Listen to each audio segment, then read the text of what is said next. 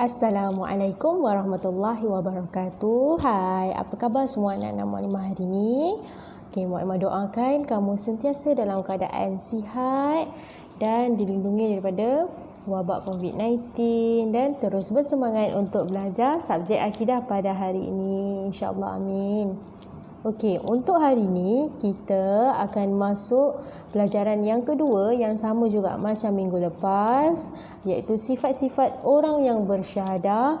Kita akan masuk tajuk baru unit yang kedua, iaitu sifat takwa. Apakah yang dinamakan dengan takwa? Jom kita sama-sama lihat slide seterusnya. Tapi kamu dah bersedia ke belum? Kalau dah, jom kita tengok perincian seterusnya. Apa yang dinamakan dengan takwa? Takwa ni adalah perasaan takut kepada Allah Subhanahu Wa Taala. Seseorang itu akan sentiasa menjaga keinginan nafsu jahat dan perkara-perkara yang mungkar. Itulah maksud takwa, iaitu kita rasa takut. Takut kepada siapa? Pencipta kita. Siapa? Allah Subhanahu Wa Taala. Bila kita takut kepada Allah Subhanahu Wa Taala, jadinya kita akan sentiasa menjaga keinginan nafsu jahat kita dan perkara-perkara yang mungkar. Mukadimah boleh bagi contoh. Contoh kita mata. Mukadimah bagi contoh mata.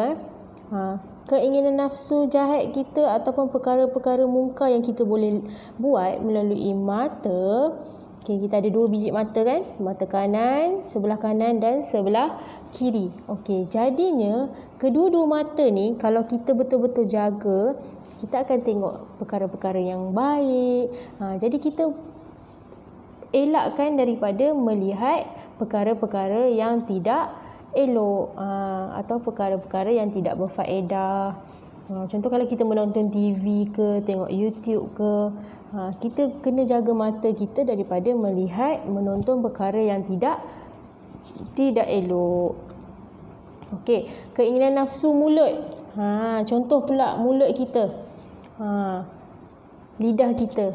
Kita nak melindungi mulut kita daripada berkata perkara-perkara yang mungkar. Contohnya mencarut atau mengejek dan sebagainya.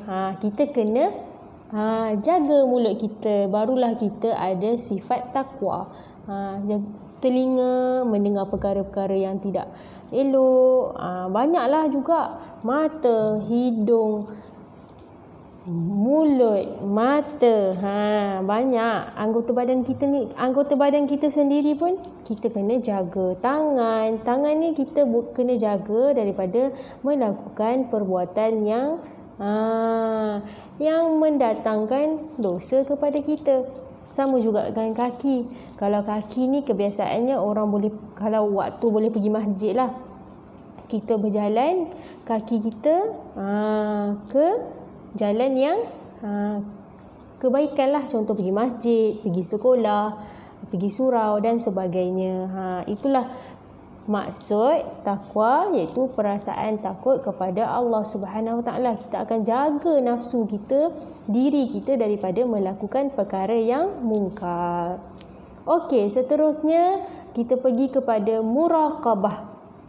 Tengok apa maksud muraqabah. Muraqabah ni, rasa takut ini lahir kerana seseorang itu takut kepada kemurkaan dan siksaan Allah Subhanahu Wa Taala. Beza dengan takwa, kita perasaan kita takut hanya kepada Allah Subhanahu Wa Taala. Yang ini rasa takut ni, rasa perasaan ni lahir kerana apa?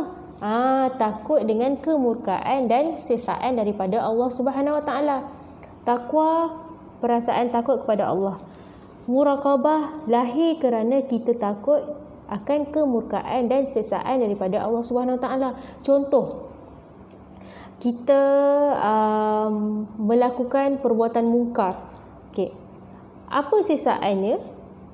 Apa siksaan, apa yang kita akan dapat bila kita buat perkara yang mendatangkan dosa? Jadi kita akan mendapat dosa. Jadinya muraqabah ni sifat yang lahir kerana kita takut dengan azab yang akan diberi oleh Allah Subhanahu Wa Taala, akan balasan yang akan diberi oleh Allah Subhanahu Wa Taala, azab, balasan, siksaan. Contoh tadi Muklimah dah cakap kan. Okey, contoh lain, kita mengejek orang.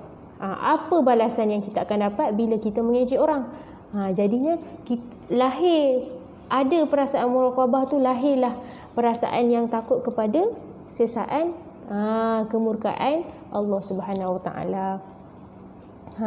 Apa tindakannya? Dia berharap untuk memperoleh keampunan dan balasan yang baik daripada Allah Subhanahu Wa Taala. Contoh, kita takut kerana perkara yang kita lakukan tu akan mendatangkan kemurkaan Allah. Jadinya kita berharap Allah mengampuni dosa kita. Dan mendapat balasan yang baik. Allah ampunkan dosa kita, kita dapat balasan yang baik daripada Allah. Jadi itulah perasaan muraqabah. Bila kita takut dengan azab Allah, dengan balasan Allah, jadi kita berharap Allah ampunkan dosa kita dan kita akan mendapat balasan yang baik daripada Allah. Bila kita melakukan kesalahan atau apa-apa perbuatan yang mendatangkan dosa, kita bertaubat dan lahirlah perasaan muraqabah ini. Lahir muraqabah ni, kita takut dengan azab Allah. Jadinya kita berharap Allah boleh ampunkan dosa kita. Kita bertaubatlah, dalam lingkungan kita bertaubat. Jadinya lahirlah perasaan muraqabah. Okey, boleh faham setakat ni? InsyaAllah kalau tak faham boleh tanya Muklimah. Muklimah, saya confuse lah maksud muraqabah, maksud takwa. Okey, kita tengok kata Saidina Ali. Apa kata Saidina Ali ni berdasarkan takwa ni? Apa maksud takwa berdasarkan kata Saidina Ali? Kata Saidina Ali, takwa ni adalah takutkan Allah, melaksanakan tuntutan Al-Quran. Dalam Al-Quran banyak panduan untuk diri kita. Untuk kita hidup di dunia ni, apa panduan hidup kita? Al-Quran. Jadi dalam Al-Quran tu banyaklah tentang puasa, tentang solat, banyak tentang zakat, tentang kehidupan kita sendiri pun ada di dalam Al-Quran. Okey, yang kedua, merasa redha terhadap harta yang sedikit. Maksudnya walaupun harta tidak banyak, duit tak sampai 1 juta apa semua, tapi yang penting halal, berkat, kita redha dengan harta yang sedikit, memadailah dengan hidup kita. Kalau kita dapat makan, dapat minum, dapat kehidupan yang selesa, dapat tempat tinggal yang selesa dan sebagainya, itu pun dah memadai, itu pun dah cukup bagi kita sebenarnya. Yang penting halal, jangan ambil daripada sumber yang haram. Contohnya Muklimah kerja pergi membunuh orang, pergi merompak bank, itu hasilnya daripada apa? Perbuatan yang halal ke yang haram? Maksudnya tak boleh. Kita redha, takwa ni bila kita redha dengan sesuatu yang sedikit, dengan harta yang sedikit lah, yang penting halal. Kalau kita makan pun kita kena makan makanan yang halal. Okey, seterusnya membuat persiapan untuk hari kematian. Maksudnya bukanlah kena pakai kain kapan setiap hari, lepas mandi je kena pakai kain kapan. Maksudnya bekalan-bekalan akhirat yang akan dibawa nantilah. Contohnya kalau hari ni kurang berzikir, kita mantapkan lagi, hari ni kena buat zikir la ilaha illallah 10 kali. Esok kita tambah lagi 15 kali. Tambah. Contoh kalau solat pun kita boleh tambah dengan solat sunat. Puasa kita boleh tambah dengan puasa sunat. Okey, banyak lagi lah perbuatan yang boleh dijadikan sebagai amalan, yang boleh dijadikan sebagai persiapan kita untuk hari akhirat, bekalan kita pada hari akhirat nanti. Banyaklah kita berzikir, berselawat, sentiasa membaca buku, ataupun buatlah perkara-perkara yang mendatangkan pahala kepada kita. Itulah bekalan akhirat kita. Kita buat bersedekah dan banyak lagi yang boleh kita buat. Okey, seterusnya ada dalil sikit dalam surah Al-Hujurat ayat ke-13.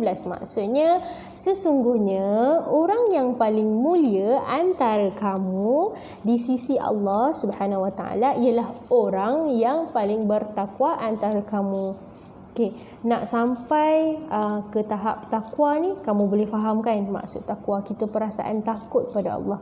Ada orang dia tak takut pada Allah, ada orang dia tak beriman pada Allah. Sebab apa? Dia tak rasa Allah itu ada. Macam kita orang beriman, insya-Allah kita akan sentiasa ada sifat takwa. Jadi sama-sama kita bertakwa kepada Allah Subhanahu Wa Taala. Okey, selamat beramal. Semoga ilmu ini bermanfaat untuk kamu semua dan Mu'alimah juga. Okey, kita jumpa lagi. Assalamualaikum warahmatullahi wabarakatuh.